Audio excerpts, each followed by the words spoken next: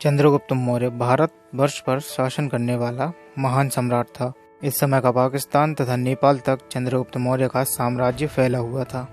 चंद्रगुप्त मौर्य का जन्म 340-345 ईसा पूर्व का माना जाता है। क्योंकि इनके जन्म का कोई ठोस प्रमाण नहीं है, यह जानकारी पुरातत्ववेत्ताओं की रिसर्चेस पर आधारित है। ऐसा माना जाता है कि चंद्रगुप्त मौर्य अनाथ थे और यह शूद्र वर्ण से थे। इनका जन्म मगध में हुआ था और आचार्य चाणक्य ने चंद्रगुप्त को अपने शिष्य के रूप में स्वीकार किया था। और तक्षशिला में चंद्रगुप्त को अस्त्र शस्त्र से लेकर राजनीति और कूटनीति तक की शिक्षा दी गई थी। सबसे पहले के समय में जनपद हुआ करते थे। आगे चलकर इन्हीं जनपदों से मिलकर 16 बड़े बड़े राज्यों का निर्माण हुआ, जिन्हें महाजनपद कहते थे। और ये 16 महाजनपद एक दूसरे पर आक्रमण करते रहते थे। इन 16 महाजनपदों में सबसे बड़ा साम्राज्य मगध का था और नंद वंश का आखिरी शासक धनानंद मगध का शासक था। धनानंद एक लालची और धन संग्रही शासक था। असीम शक्ति और संपत्ति के बावजूद वह जनता का विश्वास नहीं जीत सका था। उसने महान विद्वान ब्राह्मण चाणक्य का अपमान भी किया था और अपने सभा से बाहर निकाल दिया था। इसलिए चाणक्य ने धनानंद से कहा कि मैं तुझे इस सिंहासन से हटाकर ही मानूंगा। उस समय के 16 महाजनपद जो कि एक दूसरे से लड़ते रहते थे, चाणक्य ने इन महाजनपदों को एक करके अखंड भारत के निर्माण का विचार किया और इस काम के लिए उन्होंने चंद्रगुप्त मौर्य को चुना ताकि अखंड भारत वर्ष में केंद्रीय शासन व्यवस्था लागू की जा सके। चाणक्य धनानंद को सिंहासन से हटाना चाहते थे, लेकिन चंद्रगुप्त और आचार्य के पास इतनी अधिक सेना नहीं थी कि वो मगध पर आक्रमण कर सकें और धनानंद को हरा सकें। तो अपनी सैन्य क्षमता को बढ़ाने के लिए आचार्य चाणक्य और चंद्रगुप्त कई राजाओं के पास जाकर मदद मांगते हैं और पहले ही युद्ध में धनानंद चंद्रगुप्त मौर्य को हरा देता है। पहली हार से चाणक्य समझ जाते हैं कि ऐसे ही हम मगध को पराजित नहीं कर सकते, इसलिए उन्होंने उत्तर पश्चिम के जनपदों को जीतना आरंभ किया और 321 ईसा पूर्व तक पूरा सिंध उनके कब्जे में आ जाता है। सिंध का क्षेत्र जीतने के बाद चंद्रगुप्त निकल पड़ता है मगध पर आक्रमण करने के लिए और दूसरी बार हुए इस युद्ध में चंद्रगुप्त जीत जाते हैं और 322 ईसा पूर्व में मौर्य वंश की स्थापना करते हैं। चंद्रगुप्त मौर्य मौर्य राजवंश के पहले शासक थे और आचार्य चाणक्य को मौर्य वंश का प्रधानमंत्री बनाया जाता है।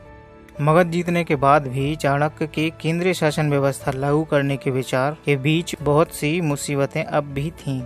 इसलिए चंद्रगुप्त मौर्य ने अपने साम्राज्य का विस्तार करना चाहा और दक्षिण व पूर्व के सारे क्षेत्र को अपने अधीन कर लिया।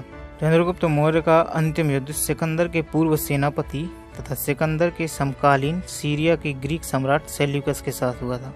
ग्रीक के एक इतिहासकार जस्टिन के लेखों से यह प्रमाणित होता है कि सिकंदर की मृत्यु के बाद सेल्यूकस को पूर्वी भाग उत्तराधिकार में प्राप्त हुआ था।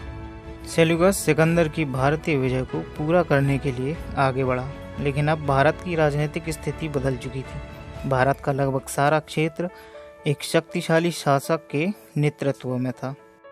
चंद्रगुप्त मौर्य ने सिकंदर के द्वारा जीते गए क्षेत्र पर आक्रमण करके उन्हें जीत लिया था और सिकंदर के सारे गवर्नर को मार डाला था। सेल्यूकस सिकंदर के द्वारा जीते गए क्षेत्र को वापस लेने के लिए चंद्रगुप्त के साथ युद्ध करने के लिए निकल पड़ा। ग्रीक लेखकों के अनुसार यह युद्ध सिंध के किनारे पर लड़ा गया था और बहुत भयंकर युद्ध के बाद भी सेल्यूकस जीत नहीं सका, क्योंकि अब चंद्रगुप्त के पास बहुत बड़ी सेना थी जिसका सामना करना आसान नहीं था और अंत में चंद्रगुप्त मौर्य की शक्ति के आगे सेल्यूकस को झुकना पड़ता है और सेल्यूकस और चंद्रगुप्त के बीच एक संधि होती है। चंद्रगुप्त मौर्य ने 500 हाथियों के बदले पंजाब के क्षेत्र को मांगा, जिसके लिए सेल्यूकस भी तैयार हो गया। इस तरह से स्थापित हुए मित्रता के संबंध को स्थायी बनाने के लिए सेल्यूकस निकेटर ने मेगस्थनीज नाम के एक दूत को चंद्रगुप्त के दरबार में भी भेजा था। चंद्रगुप्त मौर्य का शासन भारत के आधे से ज्यादा भूभाग पर होता है। चंद्रगुप्त मौर्य ने अपने रास्ते में आने वाले राजाओं को मार डाला था, लेकिन उन्होंने अपनी प्रजा पर कभी अत्याचार नहीं किए। श्रवणबेलगोल से मिले शिलालेखों के अनुसार 298 ईसा पूर्व में इतना सब संघर्ष करने के बाद चंद्रगुप्त मौर्य अपना शासन अपने उत्तराधिकारियों को सौंपकर जैन मुनि हो जाते हैं। उन्होंने जैन धर्म को स्वीकार किया। चंद्रगुप्त मौर्य अंतिम शासक थे जो मुकुटधारी मुनि हुए थे। उनके बाद और कोई भी शासक दिगंबर मुनि नहीं हुए हैं। चंद्रगुप्त मौर्य सब छोड़कर स्वामी भद्रबाहु के साथ श्रवणबेलगोल चले गए और यहीं पर चंद्रगुप्त मौर्य ने उपवास के द्वारा अपने शरीर का त्याग किया था। चंद्रगुप्त मौर्य तब तक भूखे रहे जब तक कि उनके शरीर से प्राण नहीं निकल गए। चंद्रगुप्त मौर्य ने अपने शासनकाल में अपने व्यापार को बढ़ाने के लिए बहुत सी सड़कों का निर्माण करवाया था। उस समय पर आचार्य चाणक्य ने इतनी शानदार शासन व्यवस्था का निर्माण किया था जो कि आज वर्तमान में लागू शासन व्यवस्था को कड़ी टक्कर देने में सक्षम थी। और इस तरह से भारतवर्ष के एक और महान सम्राट चंद्रगुप्त मौर्य की मृत्यु हो जाती है। श्रीरंगपट्टम के पास लगभग 900 ईस्वी में अंकित 2 शिलालेखों में कहा गया है कि श्रवणबेलगोला में स्थित चंद्रगिरी पहाड़ी की चोटी पर भद्रबाहु और चंद्रगुप्त के चरण चिन्ह एक चट्टान पर अंकित हैं। तो दोस्तों, यदि आप ऐसे ही भारत के इतिहास के महान शासकों और रोचक तथ्यों के बारे में जानने के लिए इच्छुक हों तो कृपया हमारे चैनल को सब्सक्राइब ज़रूर कीजिएगा। और वीडियो देखने के लिए धन्यवाद।